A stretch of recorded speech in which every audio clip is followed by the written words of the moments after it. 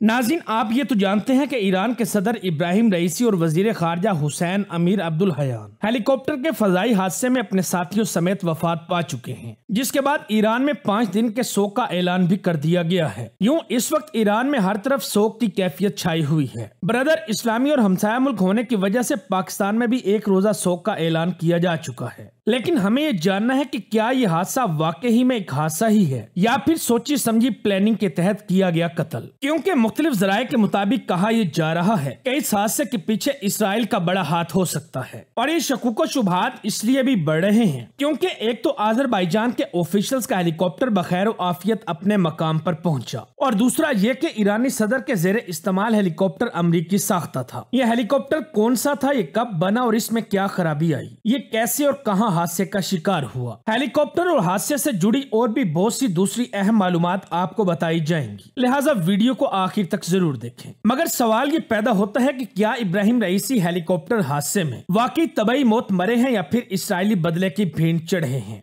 न सिर्फ ये बल्कि आज की वीडियो में हम आपको ईरानी सदर के छोड़े गए कुल असासाजात, इनकी टोटल नेटवर्थ और इनकी जिंदगी के कुछ अहम मगर खुफिया पहलू बताने के अलावा आज हम बात करेंगे इसराइल ईरान कशीदगी और अमेरिका के ढके छुपे किरदार पर। साथ ही जानेंगे ईरानी सदर और इनकी मौत के बारे में कुछ ऐसी नाकाबिले यकीन मालूमात जिनको जानकर आप हैरान रह जाएंगे। तो चलिए वीडियो का बाकायदा आगाज करते हैं। इब्राहिम रईसी, जिनका पूरा नाम इब्राहिम रईस अल सादाती था, ये 14 दिसंबर 1960 में ईरान के दूसरे बड़े शहर मशहद के नोगन जिला में एक फारसी आलम दीन के घर पैदा हुए थे, जहां शिया मुसलमानों के मुकद्दस तरीन मज़ारात में से एक वाक़या है। इनके वालिद सैयद हाजी एक आलम दीन थे और इनके वालिद की वफात उस वक्त हुई जब इब्राहिम रईसी सिर्फ 5 साल के थे। शिया रवायत के मुताबिक इनका स्याह उमामा इनके पैगंबर इस्लाम की आल होने की निशानदेही करता है। इन्होंने अपने वालिद के नक्शे कदम पर चलते हुए 15 साल की उम्र में मुकद्दस शहर में एक मदरसे में हसूल तालीम की गर्ज से जाना शुरू किया। एक तालिबे इल्म के तौर पर इन्होंने मगरबी हिमायत याफ्ता शाह ईरान के खिलाफ मुजाहिरों में हिस्सा लिया। शाह ईरान सन 1979 में आयतुल्लाह रूहुल्लाह खमीनी की क़ियादत में इस्लामी इनकलाब के बाद माजूल हो गए थे। इनकलाब के बाद इन्होंने अदलिया में शमूलियत इख्तियार की और कई शहरों में प्रोसिक्यूटर की हैसियत से खिदमात सर अंजाम दी। इस दौरान ये आयतुल्लाह खामनाई के जेर तरबियत भी थे, जो सन 1981 में ईरान के सदर बने। यूं सिर्फ 25 साल की उम्र में इब्राहिम रईसी ईरान की अदलिया में बतौर प्रोसिक्यूटर मुकर्रर हुए और तेहरान के डिप्टी प्रोसिक्यूटर के तौर पर भी काम करते रहे। इस ओहदे पर रहते हुए इन्होंने उन 4 जजों में से एक की हैसियत से खिदमात सर अंजाम दी, जो 1988 में कायम उन खुफिया ट्रिब्यूनल्स का हिस्सा थे जो दुनिया भर में डेथ कमेटी के नाम से मशहूर हुए।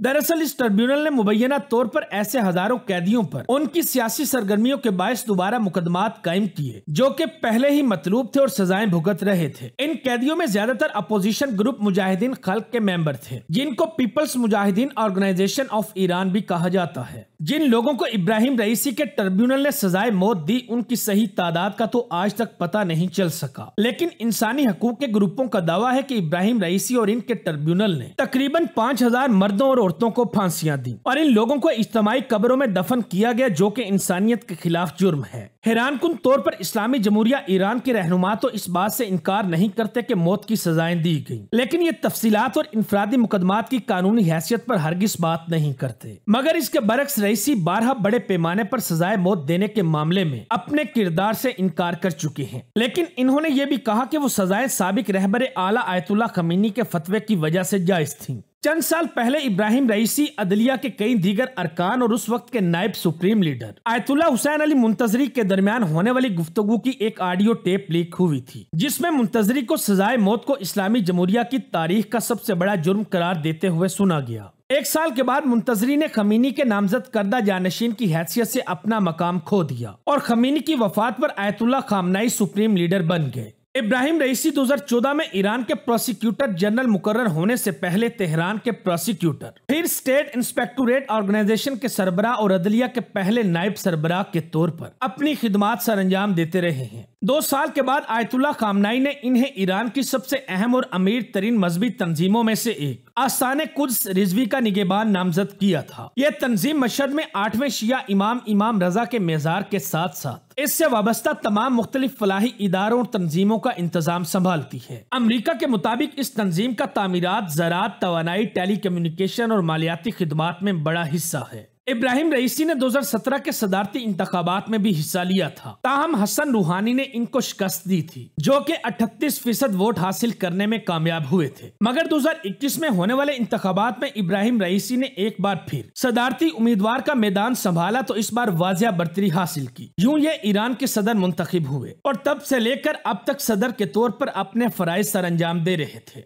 नाज़रीन, अब बात करें फजाई हादसे की तो याद रहे 19 मई बरोज इतवार इब्राहिम रईसी ईरान और आज़रबाईजान के मुश्तरका बॉर्डर से एक डैम का इफ्तिताह करके वापस लौट रहे थे कि रास्ते में जहाज क्रैश हो गया। लेकिन यहाँ ये बात भी मद्देनजर रखनी चाहिए कि इसी रास्ते से आज़रबाईजानी सदर का भी गुजर हुआ, लेकिन वो खैर आफियत से गुजर गए। ईरानी मीडिया के मुताबिक ईरानी सदर को यह हादसा तब्रेज शहर के करीब पहाड़ी इलाके में पेश आया, जहाँ खराब मौसम, धुंध और बारिश की वजह से हेलीकॉप्टर की तलाश में मुश्किलात का शदीद सामना रहा। इब्तदाई तौर पर हादसे की वजह तो यही बताई जा रही है, लेकिन पसे मंजर कहानी को जानना ज्यादा अहम है, क्योंकि इससे ये जाहिर हो रहा है ये शातिर इसराइल और अमेरिका की मिली जुली चाल है। लेकिन सवाल ये पैदा होता है कि आखिर अमेरिका और इसराइल ऐसा क्यों करेंगे? इससे इसराइल या अमेरिका को क्या फायदा हो सकता है? इसके लिए हमें जाननी होगी पिछली कहानी के कहां से ये इख्तलाफात शुरू हुए, ये कौन सा रुख इख्तियार किए हुए हैं। आप ये जानकर यकीनन हैरान होंगे कि इसराइल और ईरान के शुरू के ताल्लुकात बहुत दोस्ताना थे। ये दोनों मुमालिक आपस में लेन देन किया करते थे। इसराइल तेल ईरान से खरीदा करता था, जबकि ईरान असलहा वगैरह इसराइल से। लेकिन फिर क्या हुआ कि दोनों इतने बड़े दुश्मन बन गए कि एलानिया हमले करने लग गए। 1979 में इस्लामी रेवोल्यूशन के बाद ईरान के हालात तब्दील होने लगे। नए बनने वाले सुप्रीम लीडर आयतुल्ला ने इसराइल को मुल्क मानने से इनकार कर दिया। ईरान का मौकफ यह था कि यह फलस्तीनियों की जगह है, यहूदियों का इस जगह पर कोई हक नहीं। इस मौकफ पर इसराइल से इतराफ वाले अरब मुमालिक में कई झड़पें और जंगें भी लगी, जिनमें इसराइल का पलड़ा भारी रहा, क्योंकि इसको अमेरिका की सपोर्ट हासिल थी। अमेरिका ने शुरू से ही इसराइल को सपोर्ट किया है, क्योंकि अमेरिका को इसराइली पावर और हर शोबा जिंदगी में इनकी तरक्की से फायदा उठाना था। इस दौरान ईरान ने भी इसराइल के साथ सर्द जंग जारी रखी। ईरान इनडायरेक्ट तरीके से मुख्तलिफ ग्रुपों की हिमायत करता रहा जो कि इसराइल से लड़ते रहते थे, जिनमें एक लबनानी तहरीक हिजबुल्लाह और दूसरी हमास सरे फहरिस्त हैं। हमास के हमले से ही मौजूदा इसराइल और फलस्तीन की जंग शुरू हुई। ईरान इसराइल की कशीदगी ने अप्रैल में काफी तल्ख रुख इख्तियार किया, जब 1 अप्रैल को इसराइल ने सीरिया में मौजूद ईरानी कॉन्सुलेट पर हमला किया। बदले में ईरान ने भी 13 अप्रैल 2024 को इसराइल पर हमला किया था, जिसे मजमूई तौर पर नाकाम बना दिया गया। और अब ये हादसा यूं महसूस होता है कि इसराइल का बदला है, क्योंकि ये जंग वही जीतेगा जो ज्यादा होशियारी से काम लेगा। इब्तदाई तौर पर तो इसे एक हादसे का नाम दिया जा रहा है, लेकिन हो सकता है कि ये एक सोचा समझा मंसूबा हो। इसराइल जंग को एलानिया लड़ने की बजाय दुश्मन का सर कुचलना ज्यादा बेहतर समझता हो। नाज़रीन, ये तमाम तर मुमकिनात हो सकते हैं। अभी वाकया ताजा है, वक्त गुजरने के साथ साथ मजीद तफसीलात सामने आएंगी। तो नाज़रीन, ये थी आज की वीडियो। उम्मीद है हमारी आज की ये वीडियो भी आप लोगों को जरूर पसंद आई होगी। मजीद ऐसी वीडियोस देखने के लिए हमारे साथ जुड़े रहिए और साथ ही चैनल को सब्सक्राइब भी कर लीजिए।